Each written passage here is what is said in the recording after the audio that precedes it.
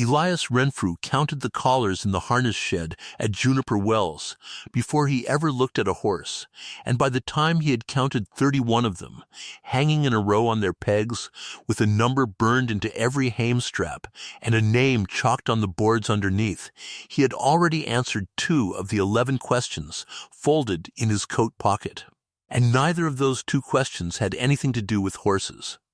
It was the 9th of April, 1894, in Williamson Valley, in Yavapai County, in the territory of Arizona, 22 miles northwest of Prescott, at 5,100 feet, in the kind of high-grass country that looks poor to a man from a wet state and will carry a horse through a winter that would finish one anywhere else. Grama grass gone silver from the frost and just starting to green at the root. Juniper and scrub oak up the ridges. Red rimrock standing off to the east with the light on it. 2 windmills, a stone tank, a long pole corral, a log house with a shake roof, a shop, and the harness shed Renfrew was standing in with his hat in his hand, counting collars. Because he had come 90 miles to look at a string of horses, and the horses were still 4 miles out on the flat. He was 34 years old. He bought harness stock for Cyrus Palfrey of the Anchor Bar on the Agua Fria, and had bought it for 6 years, and there was not a better eye for a heavy horse in that territory, which is a thing that was said about him in 3 counties, and was true. He could tell you at 40 feet what a horse would weigh, what it would pull, and how many seasons were left in it. He owned a saddle, a bedroll, 2 coats, and $340 in a belt, and every horse he had ever ridden in his working life had belonged to somebody else. The 11 questions were written out in a clean clerk's hand on a folded half-sheet of ledger paper, dated the 2nd of April. And they were the actual reason he was in that shed. The horses were the cover. Cyrus Palfrey had given him a letter of credit for $4,000 and instructions to buy 60 head of broke harness stock for the freighting side of the business, and that errand was genuine, and Renfrew intended to do it. But he had also been handed the half-sheet across a desk in Prescott 7 days earlier, and told to answer it in his own hand, and bring the answers back sealed, and say nothing whatever about it to the woman he was going to be answering them about. Here is what the 11 questions asked, because you need to have them in your head the whole way through this, the same as Renfrew did. Her age, and whether she had ever been spoken for. Whether the deed to Juniper Wells stood in her own name alone, or whether any other person held an interest in it. What was owed on the place, to whom, and when it fell due. Whether she was sound and strong. Whether she was quarrelsome, and whether she would take advice from a man who knew more than she did. What kind of table she kept. Whether she could be got off the place and settled somewhere else, or whether she would insist on staying where she was. What her temper was like with stock, how she was spoken of in Prescott, and by whom, whether she was a church-going woman. And the 11th, which Renfrew read 3 times on the ride up, because it sat oddly against the other 10, whether, in his own judgment, the character furnished by L. Stiles in March was true in substance. Cyrus Palfrey was 53 years old, a widower since 1889, and he intended to make Delia Rusk an offer of marriage. He had never met her. He had never been within 12 miles of her gate. He had read about her, twice, on paper, from a man in Prescott who wrote characters for a fee. And Palfrey had liked what the second paper said better than he had liked what the first paper said, and being a careful man, he was not going to act on paper alone. So he sent the best judge of stock he had to go and look her over, exactly the way he would send him to look over a string of mules before he wired money, and it did not occur to Cyrus Palfrey that there was anything strange in that, because it was the only way he had ever bought anything in his life. Question 4 was the one that stuck in Renfrew's throat, whether she was sound and strong. That is a horse buyer's word. He had written it himself in 100 reports about geldings, and reading it there in a clerk's hand about a woman he had not met yet gave him a cold feeling in the middle of his chest, and he folded the paper up and rode the last 9 miles thinking about grades and the price of oats, which is what a man does when he does not want to think about the thing in his pocket. So he stood in the harness shed at 9:30 in the morning, and he counted 31 collars, and every one of them different. Not 31 collars of a size out of a stack, which is what you find in a freight barn from one end of the West to the other, but 31 individual collars, each one fitted, each one numbered from 1 to 31, with a burned figure on the strap. Each one with a horse's name chalked under its peg and a date beside the name. Bishop, 12 March. Kettle, 2nd April. Sundown, 19 February. 2 empty pegs with names and no collars, meaning those 2 horses were out working. A shelf of pads, sorted by thickness. A wooden last shaped like a horse's shoulder, worn shiny. A pot of Neat's foot oil, and a stitching horse, and an awl and a spool of waxed thread, all of it used, none of it fancy. And on a nail by the door, a book. Renfrew had bought horses out of 60 or 70 outfits, and he had never seen a harness shed like it. What he was looking at was a system, and a system in a horse barn means one of 2 things. Either somebody is showing off for buyers, or somebody has worked out something the rest of the trade has not. He turned the nearest collar over and looked at the inside of the draft face, and it had been restuffed and restitched 3 times by the look of it, and the last stitching was recent, and it was good work, and that answered his first 2 questions before he had laid eyes on her. Whether she took advice. Nobody who takes advice hangs 31 different collars in a shed, because the advice of the entire freighting trade in the year 1894 was that a collar is a collar. And what her temper was like was stock. You do not sit up under a lamp with an awl and a length of waxed thread restuffing a collar for a horse you are angry at. You can put that down, a woman's voice said behind him. It is not for sale. Delia Rusk was 27 years old, and she was standing in the shed door with the light behind her, in a gray wool work dress with the skirt cut short of the ankle for going through brush, a canvas apron over it, the left elbow patched out of the lining of the same dress about 2 years earlier, and a pair of leather gloves in her belt. She was tall enough to look most men in the collarbone, and she had her father's hands, which were square and short-nailed and burned brown to the wrist, and had a white line across the back of the right one where a hamring had opened it up in 1889. Her hair was pinned the plainest way a woman can pin hair. She had been up since 4. She had 41 head of horses on a flat 4 miles out with 2 men, and about half of a third to help her, and she had exactly $166 in a coffee tin under the floor of the shop. Renfrew, he said. Elias Renfrew, I buy for the Anchor Bar. I know who you are. I have got your letter in the house. She came in and took the collar out of his hands, not sharply, and hung it back on its peg with the number facing out, the way a woman puts a book back on a shelf in her own front room. You are 2 days early. I made better time than I told you. Then you can wait 2 days, or you can come out on the flat with me and see them work, which is what I would rather you did anyhow. I do not sell horses standing still. That was the first sentence Delia Rusk ever said to him about her trade, and it turned out to be the whole of her, and it took Elias Renfrew about 5 months to understand how much of the whole of her it was.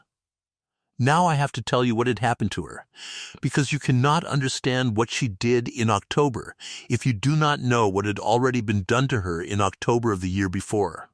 And the bitter joke of this story, if you want to call it a joke, is that she did not know either. Amos Rusk had taken up the water at Juniper Wells in 1871. He had come into the territory driving freight on the Prescott Road, 8 and 10 span, and he came off the box with a bad shoulder and $1,100 and the settled opinion that the whole trade was ruined by men who bought horses like sacks of grain. He ran a few cattle for the first years and gradually stopped pretending he was a cattleman, and by 1880 he was breeding harness horses and nothing else. Big, flat-boned, quiet, heavy in the shoulder, bred to walk a grade all day in a six-up. Delia was born in the log house in 1867. Her mother was buried in 1878. And from the time she was 12, she was the one holding the horse while her father fitted the collar until 1885, when a wagon tongue caught his right hand against a corral post and 3 of his fingers never closed properly again. And after that, he was the one holding, and she was the one fitting. That is the whole of her education. She could not have told you the names of the kings of England. She had read 9 books in her life, and 4 of them were about horses. But from 1885 to 1893, she fitted every collar that went on to every animal that left that place, and she wrote every one of them down. And by the time she was 26, there was not a man in the territory of Arizona who knew as much about the shoulder of a working horse as she did, and there were possibly 4 in the country. From 1890 to 1893, Juniper Wells sold hill teams to the Ash Fork and Verde Freight Company. That is the outfit that hauled between the railroad and the mines, up on the mountain above the Verde, the ore down and everything else up, over a road that climbed 2,400 feet in 7 miles, with 19 switchbacks in it, which was in those years one of the meanest wagon grades in the West, and had a name in every freight barn from Kansas westward. The company bought 20 to 30 head a year off her, at $110 a head in the good years, and they came back for more, and they came back because her horses did not go to pieces on that grade. 4 seasons. About $2,600 a year, which was the difference between Juniper Wells being a horse ranch and being 640 acres of grass with a mortgage on it. In June of 1892, on the strength of those 4 seasons, Amos and Delia Rusk borrowed $1,900 from the Yavapai County Bank at Prescott against the deeded ground. 1,150 of it bought a heavy stud out of Illinois, dappled iron gray, 780 pounds, foaled in 1888, that Amos Rusk named Bishop because he said the animal had the manner of a man who expected to be consulted. 750 of it went into pipe and a pump and a second tank, so that 400 head could water on the north end without walking 6 miles for it. The note fell due the 1st of November 1894. It was a sound loan. Every man at that bank thought so. Amos Rusk was buried the 14th of February, 1893, and the ground was too hard to dig, and 3 neighbors came with picks.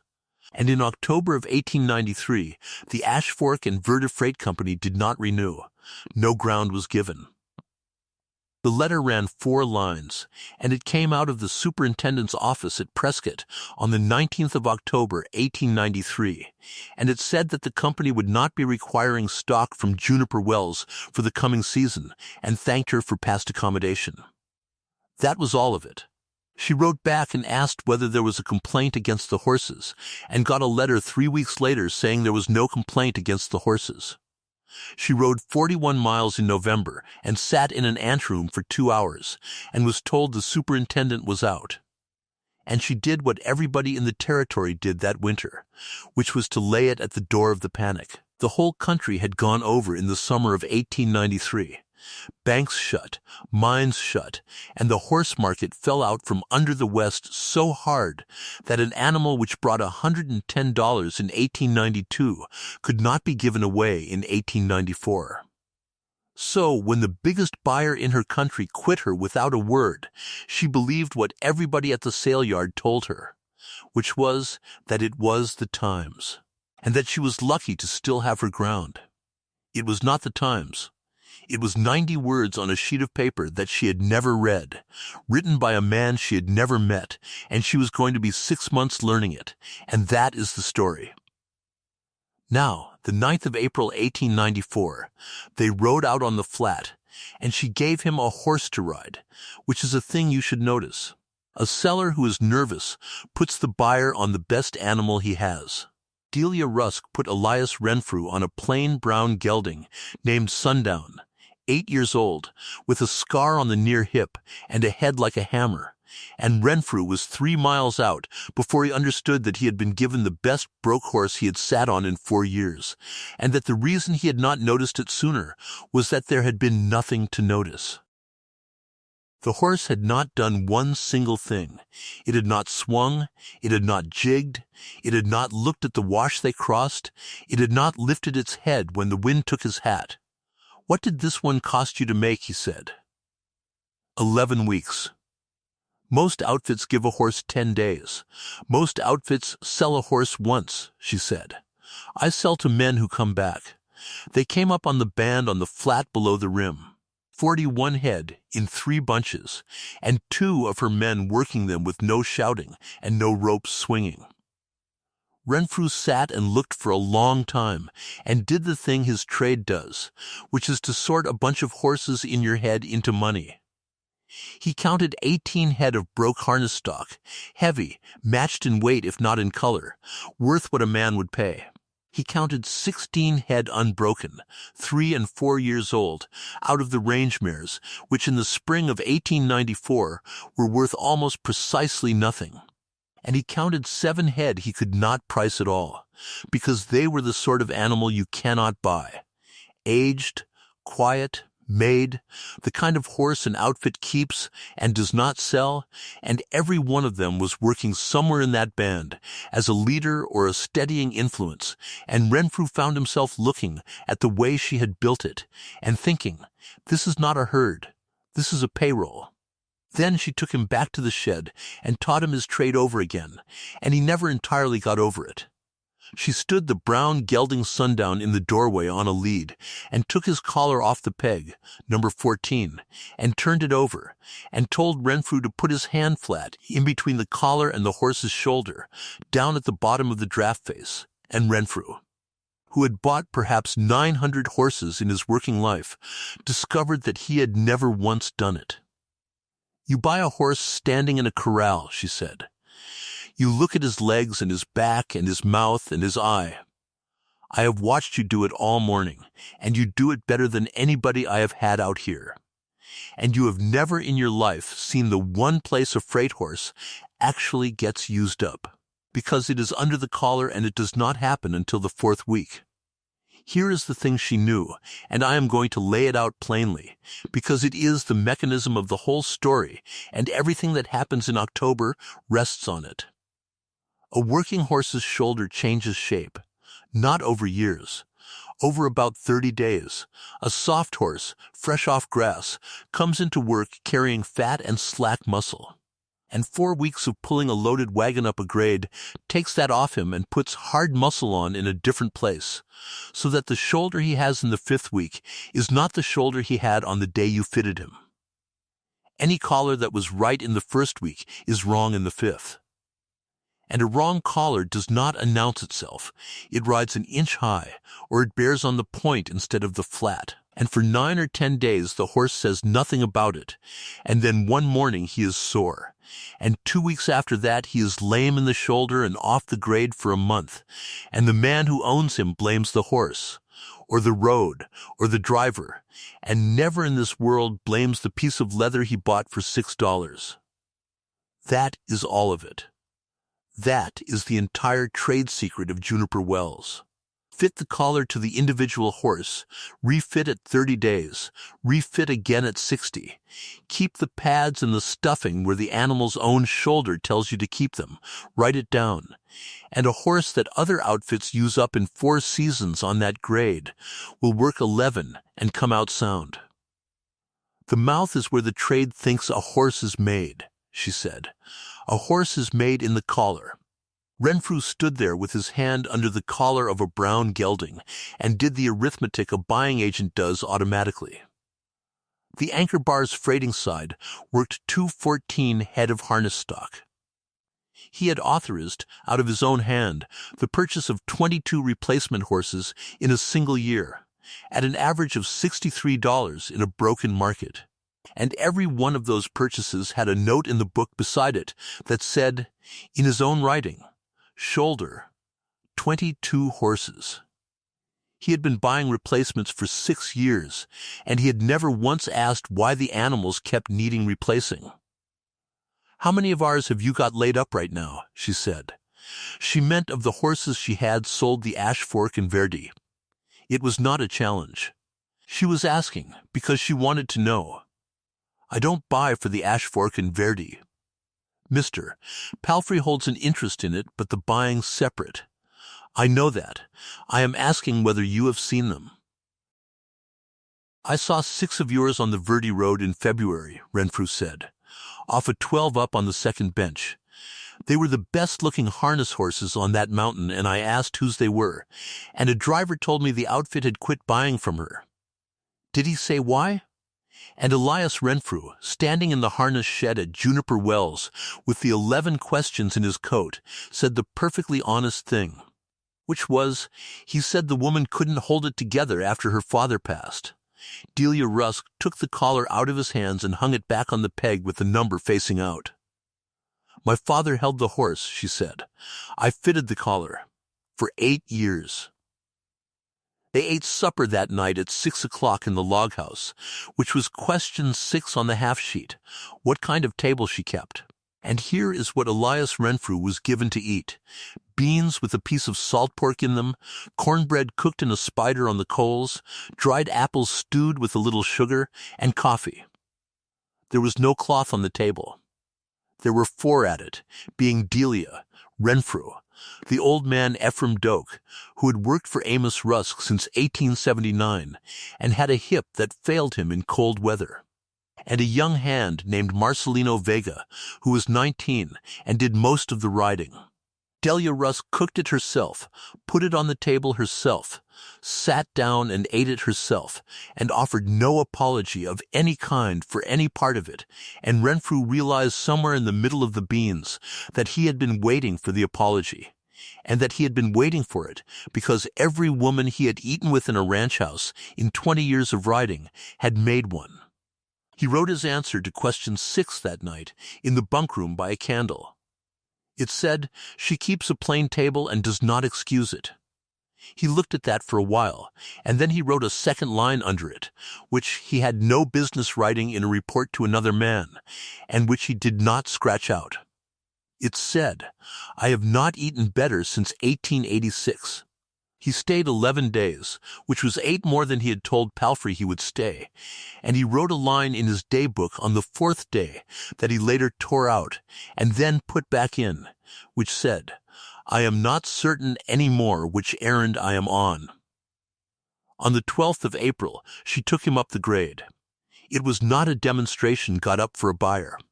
She had a standing arrangement to move 3 loads of pipe and mill iron for a contractor working the mountain above the Verdi at $9 a ton, which she did herself twice a year with her own wagons and her own 6-up because it kept her horses hard, and because $9 a ton is $9 a ton, and she needed it. They left the wells at 3 in the morning, dropped east through the cedars, crossed the Verdi at the wagon crossing below the mouth of Sycamore, and came at the mountain at 8 with the whole face of it standing up above them, 2,400 feet in 7 miles, 19 switchbacks, a road cut into a slope of loose rotten schist with a drop on the outside that men who worked it for 20 years never got used to. Delia Rusk drove. Renfrew rode alongside on sundown and watched her do it. She had 6 head on, 2 wheelers, 2 swing, 2 leaders, driven on a jerk line off the near leader with the lines and 1 word.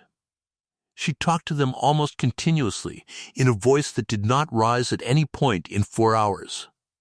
On the 3rd switchback the near wheeler, a big brown named Pilot, dropped his head and set back a half step, which is nothing, which is a horse thinking about it. And Delia Rusk stopped the whole outfit on the grade with 4 tons behind her, set the brake, got down, walked up, ran her hand under Pilot's collar on the near side, took a folded piece of blanket out of her apron pocket and packed it in under the bottom of the collar on the near side only, and got back up and took them on. It cost her 2 minutes. At the top, in the yard at the head of the road, while the contractor's men were unloading, Renfrew asked her about it. He has come up 1/4 of an inch on that side in 3 weeks, she said. He is working. He will come up the same on the other side in about 10 days, and then I will take the blanket out again. If I leave it. In 5 weeks, I have got a lame horse and a $180 team that is worth $90 because you cannot match a 6-up out of 5. How did you know at the 3rd switchback? Because he told me. He set back. A horse will always tell you, the first day. After that, he quits telling you, because they are polite, and they will go on into the ground for you. That is what everybody uses up. Elias Renfrew had been on that road perhaps 30 times in 6 years, and he had watched 100 teams go up it, and every driver he had ever seen handle a horse that set back on a grade had handled it with the lines and the voice, and here was a woman with 4 tons hanging on a brake on a skiff slope getting down out of the box to put a piece of blanket in a collar. They came down empty in the afternoon and camped on the river and rode home the next day. And somewhere on that ride, Renfrew stopped composing his report in his head and started, without admitting it to himself, composing something else. He was 34 and unmarried and had spent 20 years riding for other men. He had never in his life met a woman he could not think of anything to say to. And he had now been silent for 3 miles because everything he thought of saying was either about horses, which he had already said, or was not about horses at all. On the 20th of April he made his offer, and it went badly, and it went badly in a way that mattered later. He offered $60 a head for 24 head of broke harness stock, which in the market of April 1894, with the country flat on its back, was an honest price, and both of them knew it.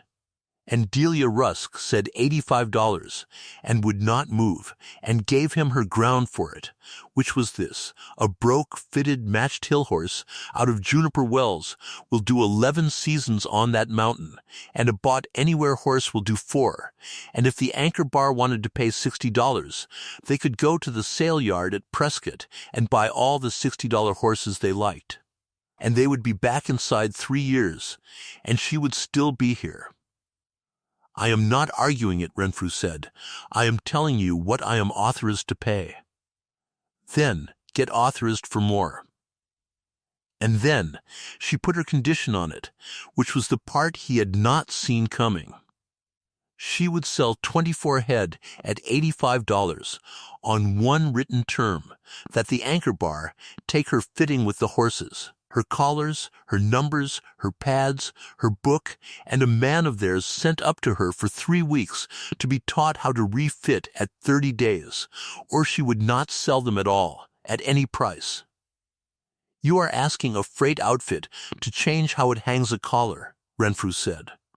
I am asking them to stop ruining my horses and calling it my horses. Everything that leaves this place with my iron on it is my name walking around the territory. I have got 41 head and a note and a name, Mr. Renfrew, and 2 of those 3 things are worth nothing at all just now. He rode for Prescott on the 21st of April to get authority for $85 and for the fitting clause, and he did not get it, and that is where the story turns. Because while he was waiting on Cyrus Palfrey to come in off the Agua Fria, Renfrew sat in the front office of the Ash Fork and Verda Freight Company, where he had sat 100 times, and to pass an hour he asked the clerk for the stock file, meaning the letter book, meaning the correspondence about horses, which he had every right in the world to read. And in the letter book, under October of 1893, filed in its place with a fee voucher pinned to it, he found a report on Juniper Wells. It ran to 90 words. It was dated the 3rd of October, 1893. It was signed L. Stiles, commission agent, Prescott, and the voucher pinned to it was for $50, marked paid.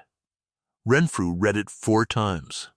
And then he took a pencil out of his pocket and copied it word for word into the back of his daybook, and I am going to give it to you exactly as she read it herself 4 months later, because every single thing that happens from here happens because of it. The Rusk outfit on Williamson Valley is a woman's, the man being gone since February. Stock is bred out of an unimproved range mare band and is nothing above common.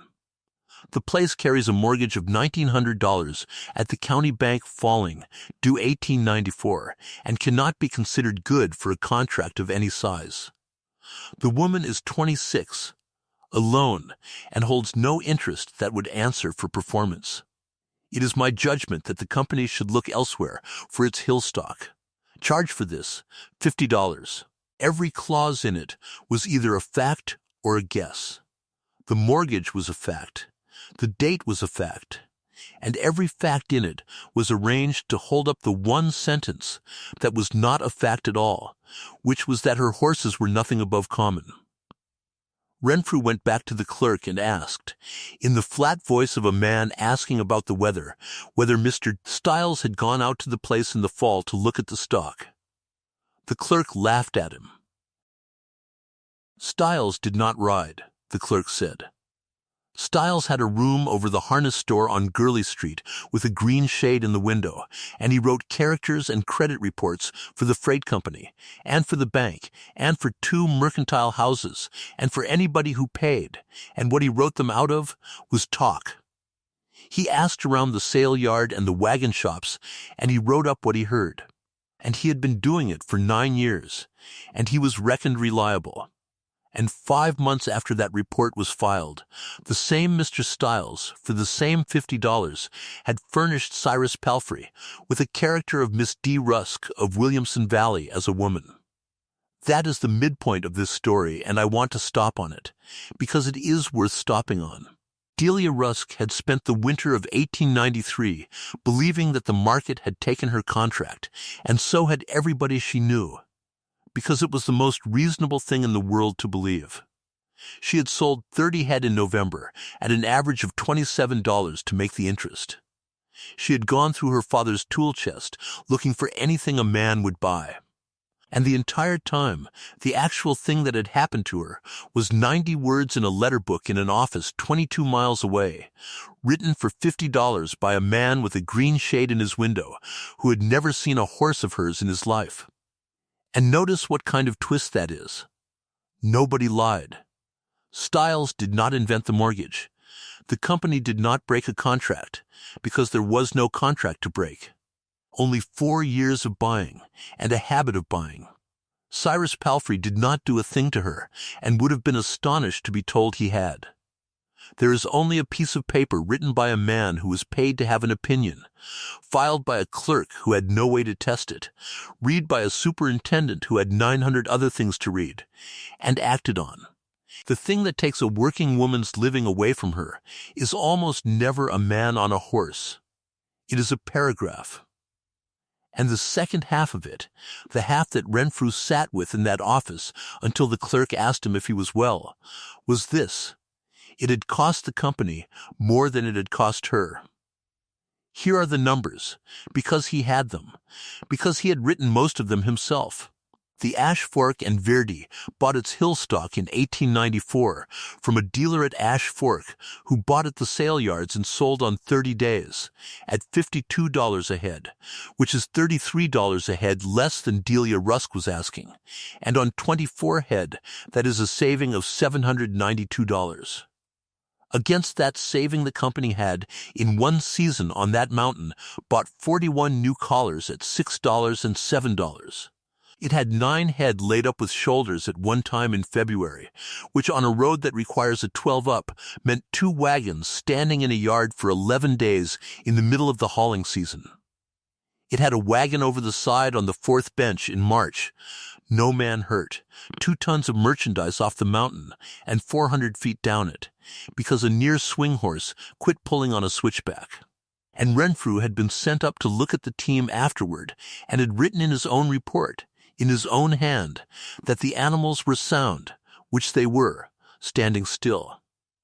$792 saved. Call it $4,000 spent, and 2 wagons idle in February, and every driver on the mountain telling every other driver that the company's teams were no good. That was the paper. It was cheaper to be right than to be wrong, and the paper had made them wrong, and the paper was still in the file, and everybody in that office would have told you the file was the safest thing in the building. Now, here is where Elias Renfrew becomes worth something as a man, and also where he makes the mistake that nearly finishes it. He did not go back to Williamson Valley and put the copied paragraph in her hand, and it is not quite cowardice. He had copied a client's letter book without leave, which in his trade is the one thing that ends you. He believed, correctly, that Palfrey would authorize $85 inside a month, and that the sale would carry her to November. And he told himself, the way we all tell ourselves, that he would tell her when he had a remedy to hand her in the same pocket. So he set out to fix it quietly, and inside the trade. And here is what that got him. On the 24th of April, he wrote to the superintendent of the Ash Fork and Verde, over his own name, 2 pages, recommending the company take up its old arrangement with Juniper Wells and setting out the collar arithmetic, 41 collars against $792. He got a courteous letter 9 days later saying the matter had been considered on good information and was settled. On the 11th of May, he rode to Ash Fork, looked at the dealer's stock, and wrote a second letter, harder, naming the 9 head laid up in February by name and number. On the 2nd of June, he asked Cyrus Palfrey, straight out and in person, in the office at the Anchor Bar, whether the company had anything against the woman at Juniper Wells, and Palfrey looked up from his desk and said no, nothing at all, and then said the sentence that Renfrew was not able to get out of his head for the rest of the summer. "I have got a very full character of her," Palfrey said. "That is why I sent you." And Renfrew understood, standing on the carpet in that office, that the same man had written both, and that his employer, who was a decent man and a fair man, and a man who paid on the day, was going to make a woman an offer of marriage on the strength of a paper from the same source that had already taken $2,600 a year away from her, and did not know he had done the one, and could not be told the other without being told the first. He got the $85 on the 8th of June. 24 head at $85, which is $2,040, subject to inspection at Prescott in October. He did not get the fitting clause.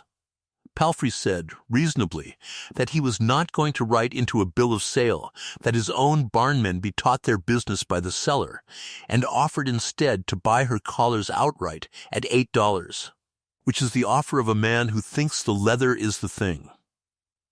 Delia Rusk turned that down on the 14th of June, standing in her own yard, and then stood there for a while with her hands in her apron pockets, and did the arithmetic she had been doing every night since February. And she took the sale without the clause, 24 head at $85, and she said the words out loud so she would have to hear herself say them. "Then they will use them up in 4 years, and it will be my name on it," she said, "and I will still have my ground."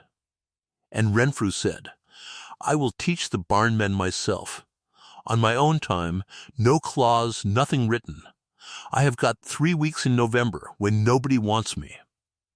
She looked at him for a long moment. Why? And he could not answer it. Not one word of the true answer could be said in that yard. He stood there with 4 different sentences in his mouth, and every one of them ended with a woman finding out that a folded half-sheet in his coat pocket asked whether she was sound. "Because they are good horses," he said. That is the last completely honest thing Elias Renfrew said to her before the 2nd of July. And it was true, and it was nothing like the whole truth, and she knew it. She was not a fool. She had noticed that a buying agent for an outfit 90 miles away had been at her place 4 times in 9 weeks over a sale of 24 horses that could have been done in a day. She had noticed that he asked about the place, and about her father, and about whether she had ever thought of living anywhere else, which is a strange question from a horse buyer in question 7 on the half-sheet. She had put it down to what a woman of 27 alone on a ranch usually puts such things down to, and had decided that if he ever said anything, she would deal with it then.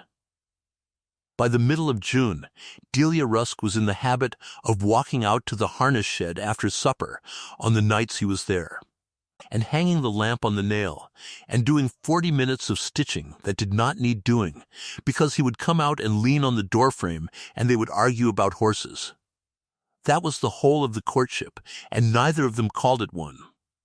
She told him things she had never told anybody, mostly about her father's hand and about the 4 years she was ashamed of, from 1885 to 1889, when she had believed she was only holding the place until somebody came along to run it.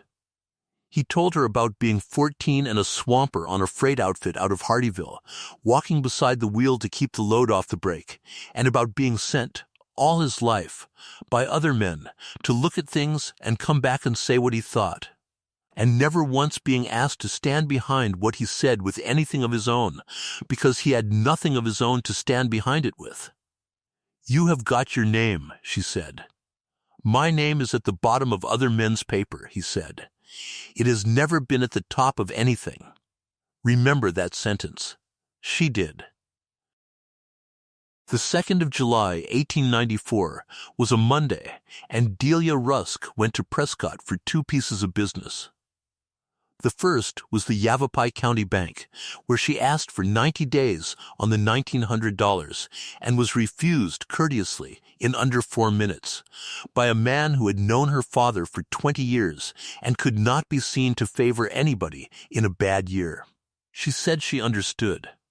And she did, and she went out onto Gurley Street and stood in the shade for a minute with her hat in her hand, and then walked 2 blocks to the office of the Ash Fork and Verda Freight Company to sign a bill of sale for 24 head at $85, which would clear the note on the 1st of November with $140 left over, and would be the best day she had had in 2 years. Cyrus Palfrey was in the office. He had come up from the Agua Fria for the quarterly meeting, and he had been waiting for a report from Elias Renfrew for 13 weeks and had not had one. And he was a patient man, but he was 53 years old, and he had made up his mind in March. He was not what she expected, if she had expected anything. He was a heavy, plain, clean-shaven man, in a good coat with a countryman's neck, and he stood up when she came in, and he had the manner of a man who is genuinely pleased to see you, and has no idea what to do with the feeling. "Miss Rusk," he said. "Cyrus Palfrey. I have been looking forward to this a considerable while." There were 5 people in that room. Palfrey, Renfrew, the superintendent of the freight company, a clerk at the standing desk, and Delia Rusk, and one of them had 4 tons of understanding that the others did not.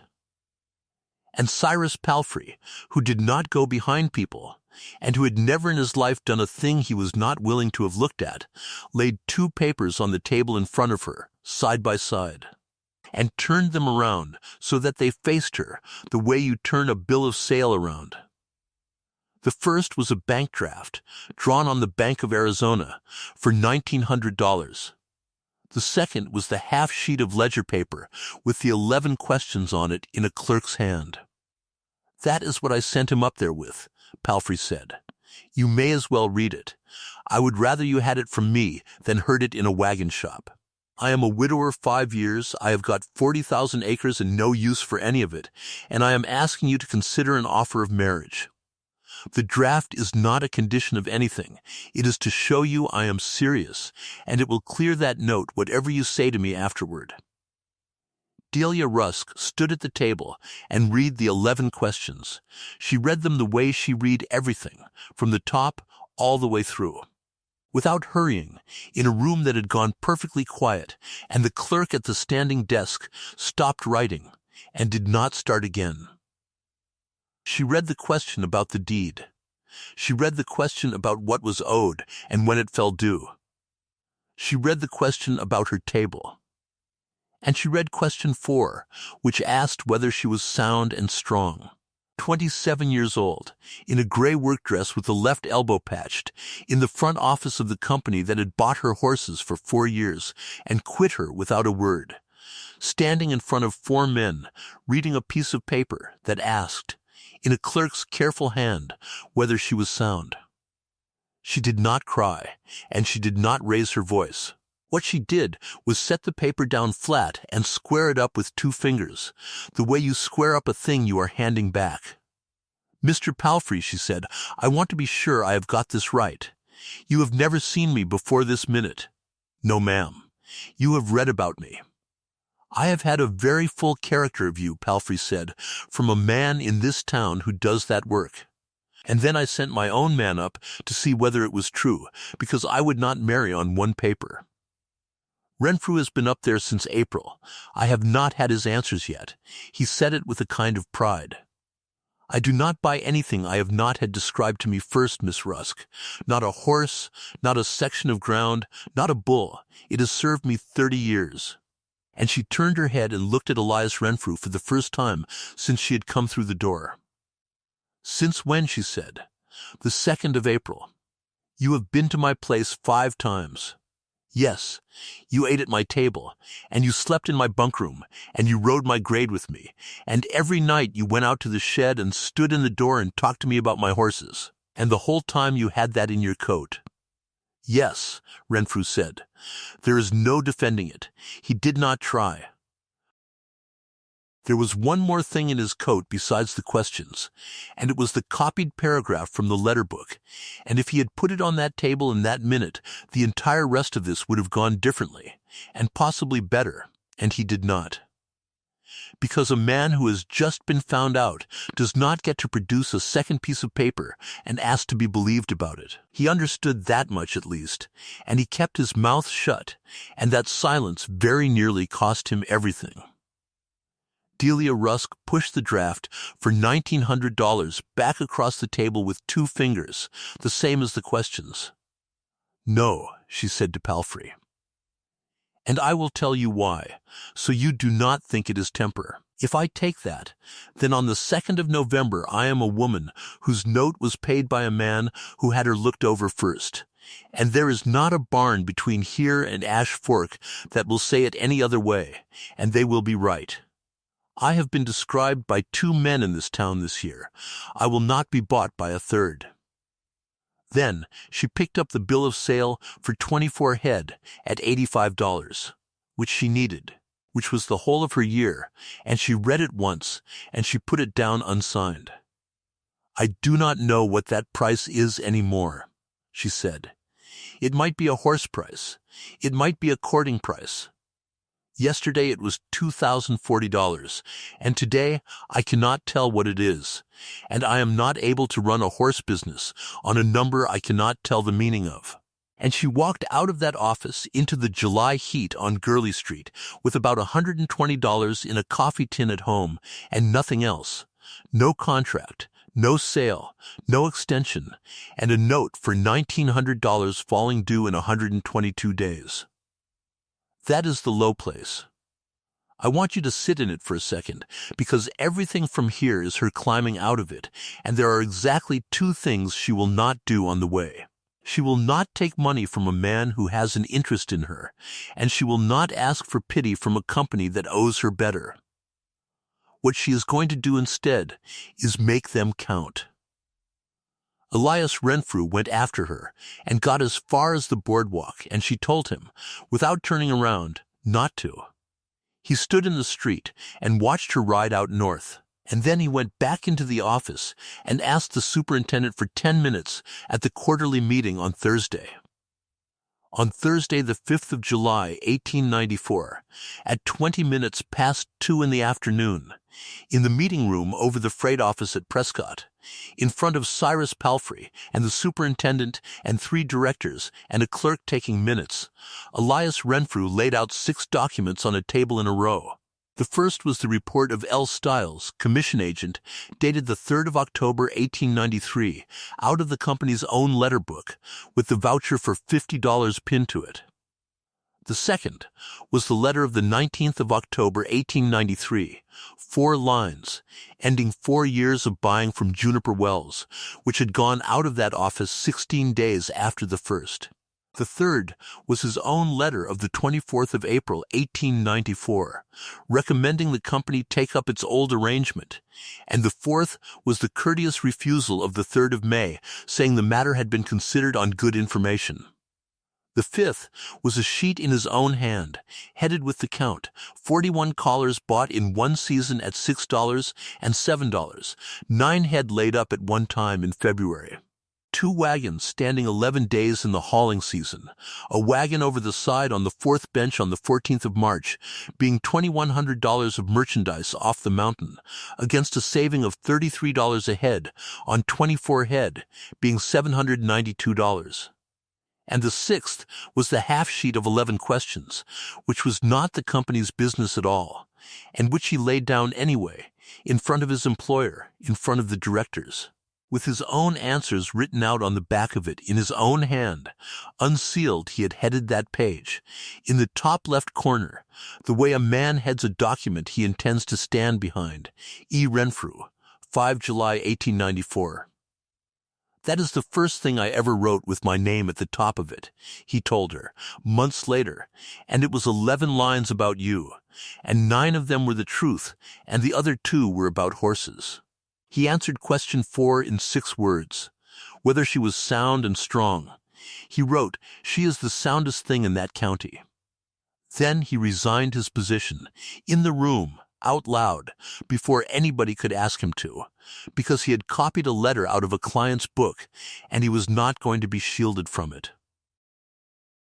The clerk wrote 2 lines about the whole business in the minutes, and I would give a good deal to have heard what was actually said, but I know what came out of it. Cyrus Palfrey sat and looked at 6 pieces of paper for a long time. He was a man who had bought 40,000 acres on written reports and been right about nearly all of it for 30 years. And what was lying in front of him was the one occasion where the method had run into something it could not measure, taken a woman's living away from her for $50, and then sent a man 90 miles to find out whether she was sound. He is supposed to have said, "Then I have been reading about that woman since October, and I never once heard her speak until Monday." He canceled the retainer of L. Stiles that afternoon. On the 9th of July, Cyrus Palfrey and the superintendent of the Ash Fork and Verta Freight Company drove out to Williamson Valley in a buggy, which took them 5 hours, and sat in Delia Rusk's front room with their hats on their knees while she read the Stiles paper of the 3rd of October, 1893, for the first time. 90 words. $50. It took her about 40 seconds. She read it twice and asked one question, which was whether the man had ever been on the place, and was told no, and she set it down on the table and looked at the wall for a while, and what she was looking at, she said afterward, was the winter. 30 heads sold at $27. Doak working 5 months for board because there was no money. The 41 miles to Prescott, and 2 hours in an anteroom to be told the superintendent was out. All of it had had a shape she could not see, and there it was on the table, the size of a page out of a copybook. Then Cyrus Palfrey made his second offer of the summer, and it was, in its way, a more dangerous one than the first, because there was nothing improper in it anywhere. He offered her $1,900 as compensation for a loss the company had caused her by acting on a bad report. The superintendent had figured it at 4 years of trade at $2,600 and had been prepared to argue for more. It was not charity, it was very nearly justice. Any lawyer in the territory would have told her to take it, and 3 of them would have told her to hold out for double. She refused it. I want to be exact about her ground, because it is the whole of her. "If you pay me for last year," she said, "then what I am is a woman the company settled with." That is a thing that gets written down too, and it gets written down beside my name in the same book, and the next time anybody in this territory asks about Juniper Wells, the answer is that there was some trouble, and it was made good. I do not want to be made good. I have got 41 head of horses out on that flat and 9 years of book in that shed, and I want to be bought from. put my horses on your mountain beside the ones you bought at Ash Fork, and count. The superintendent, whose name was Bayless Orme, and who had been a wagon boss on that road for 11 years before he ever saw the inside of an office, sat forward in his chair and said, "Count what?" And Delia Rusk got the pen. She wrote the terms herself at her own table on 2 sheets, and they were signed by Orme on the 12th of July, 1894. And they are the reason this story is worth telling. Because a woman who had been described in writing twice that year by men who had never met her at $50 a time, sat down and wrote a document that measured her instead. The terms were these: 2 strings of 12 head each, 1 from Juniper Wells, 1 out of the company's own barn from the Ash Fork dealer's stock, both on the mountain road, working the same loads on the same benches, from the 6th of August to the 15th of September, being 36 working days. Drivers to be the company's own men, rotated between strings weekly, so that no driver could favor a string. The company to feed and shoe both, and neither seller to be paid 1 cent for the 6 weeks, win or lose. And the measure, in her own hand, in 1 sentence, the string with the fewest laid-up days at the end, takes the company's hill business for $18.95 at its own price. A laid-up day being any day on which an animal cannot go up the road, from any cause whatever, the count to be kept by the barn foreman and read out at the yard on the 15th of September in front of both parties. From any cause whatever. She wrote that clause herself, and she wrote it against her own interest, and Orme pointed that out to her. And she said that a measure you can argue about afterward is not a measure. She sent 12 head down on the 4th of August. She sent Bishop's Get and 2 of the aged maid horses she never sold, and the brown gelding pilot with the 1/4 inch on his near side. And she sent Ephraim Doak with them, 63 years old with a hip that failed in the cold, to sleep in the barn at the foot of the mountain for 6 weeks and refit collars at 30 days. And she did not go herself, and that was hard, and she did not go for a reason. Her horses had to work under other men's hands on other men's loads, with nobody from Juniper Wells sitting on the box, because that was the only version of the count that would ever shut anybody's mouth. Elias Renfrew spent those 6 weeks at the foot of that mountain too. He had no employer, $340, and a bed in a livery barn at 25 cents a night, and he took work driving for the company at $2 a day, like any other man on that road, and he asked Orme to put him on the dealer's string, and not on hers, and Orme, who understood him better than he understood himself, did it. Here is the count that was read out in the yard at 11 o'clock in the morning on the 15th of September, 1894, off the barn foreman's tally sheet, in front of Bayless Orme, Cyrus Palfrey, the dealer from Ash Fork, 9 drivers, Ephraim Doak, Elias Renfrew, and Delia Rusk, who had ridden down the day before and slept at the hotel and paid $1 for the room. The Ash Fork string, 12 head, 36 working days, 41 laid-up days, spread over 8 animals. 6 new collars bought during the trial, 1 animal sent home in the 5th week and replaced. The Juniper Wells string, 12 head, 36 working days, 2 laid-up days, being 1 horse, a stone bruise on the off-fort taken on the 4th bench on the 22nd of August, which is bad luck and nothing else, and which she had insisted be counted against her under the clause she wrote. Collars bought during the trial, none. Collars refitted, 12, all of them, on the 3rd and 4th of September, by a man of 63 with a hip that failed in the cold, working by lamp in a livery barn, exactly 30 days in. 2 against 41. And the thing that made the drivers talk about it for years afterward was the last 6 days. Because the dealer's string had come through August, looking perfectly all right.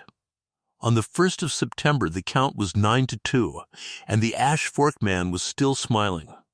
It was the 5th and 6th week that took him apart. 32 of his 41 laid-up days fell in the last 12 working days of that trial, because that is when a shoulder that was fitted soft in the first week finally has enough hard muscle on it to be in the wrong place, and there was no book in his barn, and no numbers on his straps, and nobody in his outfit had ever been told that a collar is a thing you come back to. Bayless Orme read the sheet twice, and then he said, "To nobody in particular, I have been on this road since 1881, and I always thought it was the road." The award was made on the 12th of October, 1894. The Ash Fork and Verde Freight Company contracted with Juniper Wells for its hill stock for the 1895 season at $85, took 18 head immediately, being the 12 out of the trial and 6 more, for $1,530.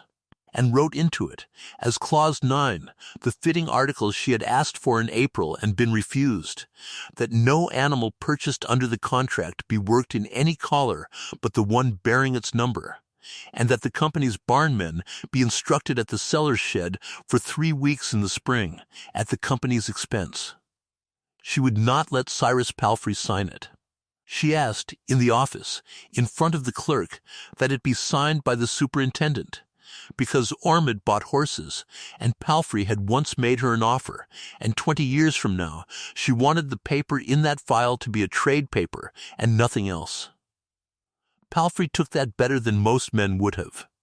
He had withdrawn his offer of marriage himself, in writing, on the 20th of July, in 3 sentences. And the middle one is the best thing anybody says in this account.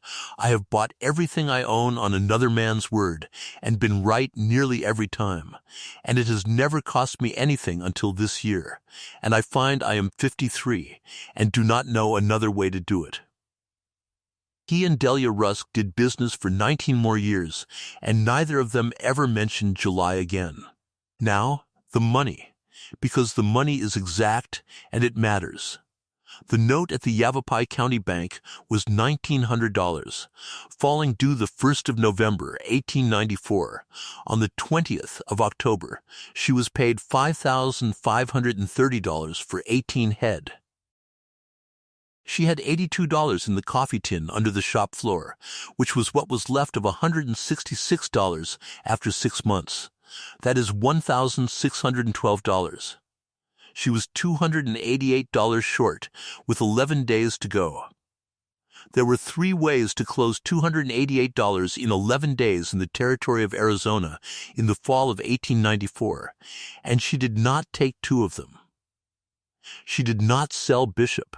The iron-gray stud with the manner of a man who expected to be consulted was worth $700 in a bad market, and would have cleared the note and left her $412 over, and he was also the entire next 10 years of the place, and 4 men told her to sell him that October, and one of them was Doak.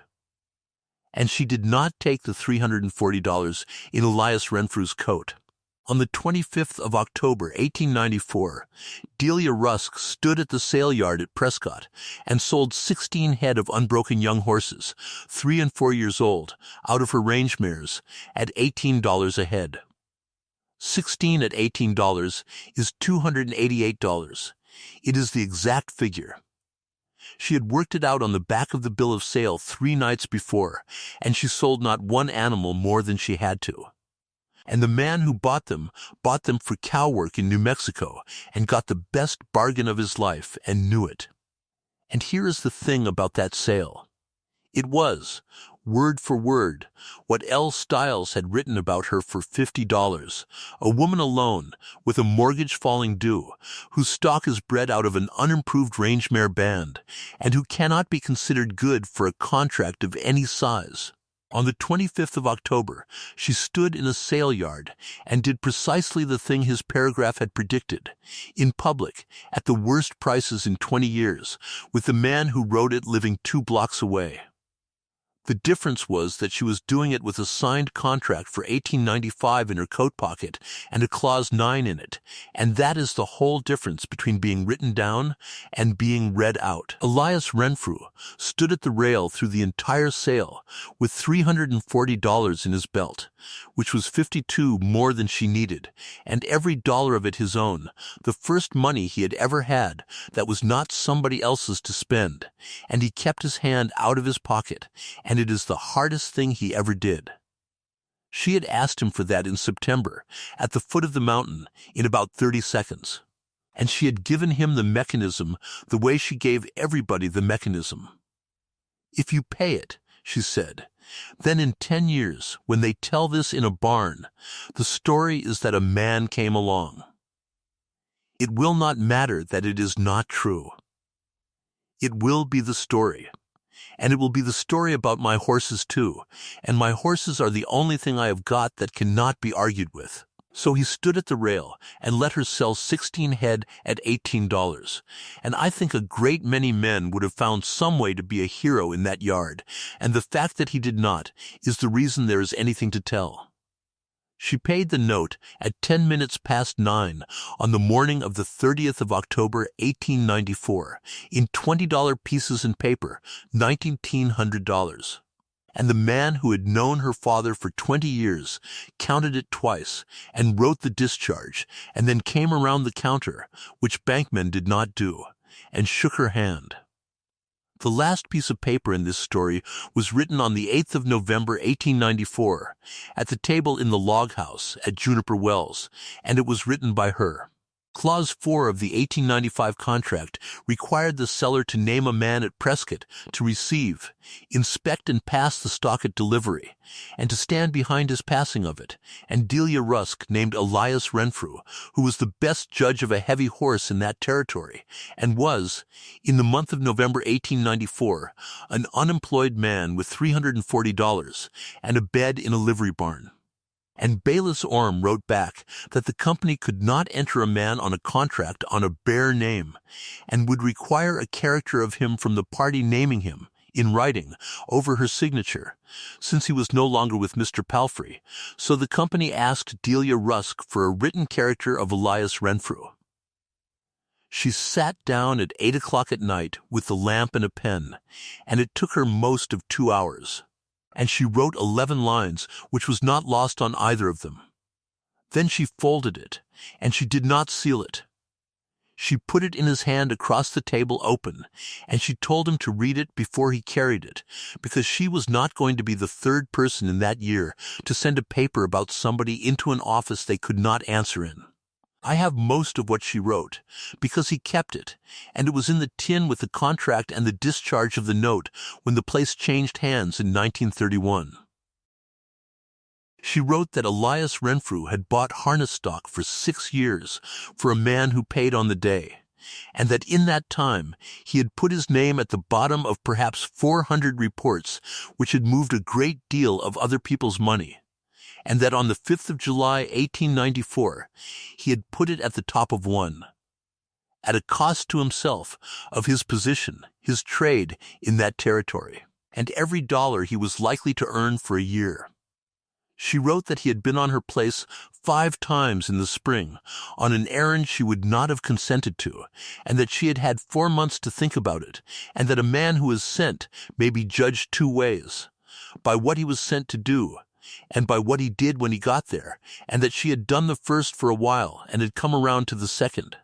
She wrote that he had stood at a rail at the Prescott sale yard on the 25th of October with $340 in his belt, and that it was $52 more than she required that day, and that he had kept his hand out of his pocket at her asking, and that in her experience there was no better test of a man than a thing he could fix and would not.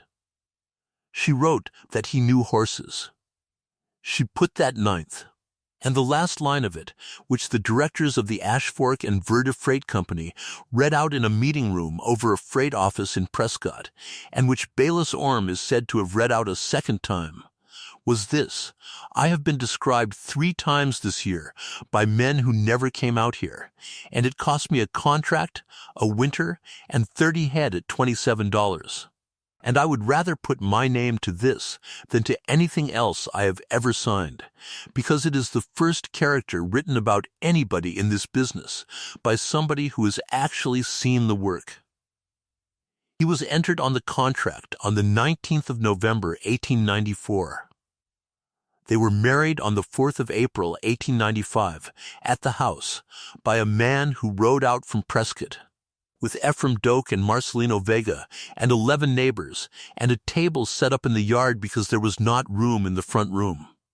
She wore the gray dress, not the patched one, a new one, made the same, because it was the pattern she liked, and she saw no argument for changing it. The deed was not changed.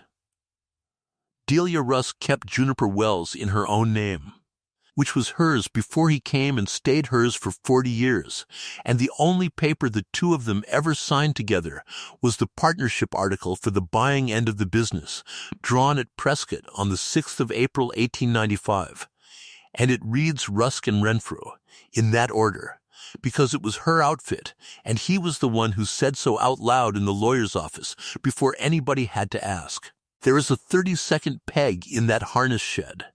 It was empty in April of 1894, and it is not empty now, and what hangs on it is not a collar. It is the copied paragraph out of the letter book, 90 words in pencil in a buying agent's hand, torn out of the back of a daybook and put in a flat tin frame with a piece of glass over it. And it hung on that peg for 40 years, with the numbered collars in a row beside it. She told a woman from a stock journal in 1927 who had ridden out to ask her about the collar system and got more than she came for, that she kept it up there for the same reason she kept the fitting book, which is that both of them were records of what happens to a horse when nobody looks underneath. The Ash Fork and Verdi bought Hillstock from Juniper Wells for 21 years, and Clause 9 went into every contract, and after 1901 into the contracts of 2 other freight outfits and a mine, in the same words. The barn foreman's tally sheet for the 15th of September, 1894, ended up pasted into the front of the company's own barn book, with 2 against 41 underlined in pencil. And there are men who worked that road into their old age who could tell you what those figures meant and had never once heard the name of the woman they belonged to. That is fine. She did not need the road to say her name. She had it on the top of a contract for Hillstock at $85 a head in a year when horses were worth $18, signed by a superintendent and not by a suitor, and in a numbered collar on the shoulder of every horse that went up that grade. And if you want the whole of it in one sentence, it is this. 2 men wrote descriptions of Delia Rusk in the space of 6 months for $50 apiece without ever laying eyes on her, and one of them took her contract and her winter and 30 head of horses at $27, and the other one asked whether she was sound. She did not answer either of them with a speech, and she did not answer them with a man's money. She answered with 12 head of horses on a mountain road for 36 days, and a clause she wrote against herself, and when it was counted out on a tally sheet in a yard at 11 in the morning, the reply was 2 against 41. A character is a thing other people write about you, out of talk, for a fee, in a room with a green shade in the window. She was 27 years old before anybody in her life handed her the pen, and when they did, she used it to name a man, and the man read it standing at her table with his hat in his hand, and then he carried it 22 miles to Prescott and laid it on the counter himself.